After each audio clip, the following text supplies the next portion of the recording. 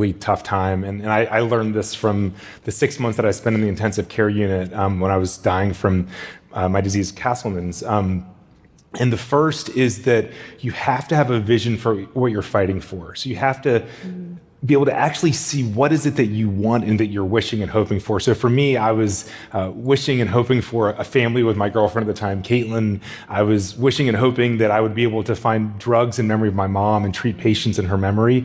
That vision was so important for me as I was struggling to survive for those 6 months. The second is that you have to have an amazing team of people by your side. My sisters literally held both of my hands 8 hours a day for those 6 months, giving me the strength that I needed. My dad sat with me. My girlfriend was there with me as well.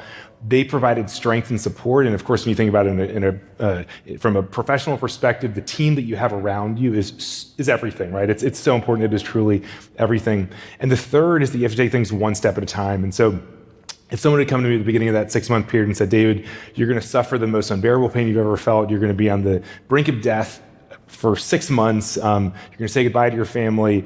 I would have said, there's no way I have the strength to make it for 6 months. I would have said, where's the white flag? No way I can do that. But taking the approach of one step and one breath at a time helped me so much. I remember there was one point about 11 weeks into that illness where my doctors told me that we were out of options, and I started slowing my breathing. It was so painful to breathe, and I was starting to let go.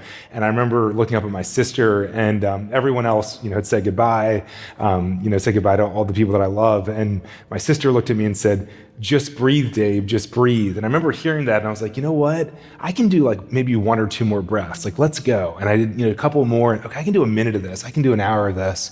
And those couple of hours to couple of days were the difference for the time we needed for the chemotherapy to kick in to save my life. And so I think with all these challenges that we face, if you can have the vision for the future, the support by your side, and then really take things one step or one breath at a time.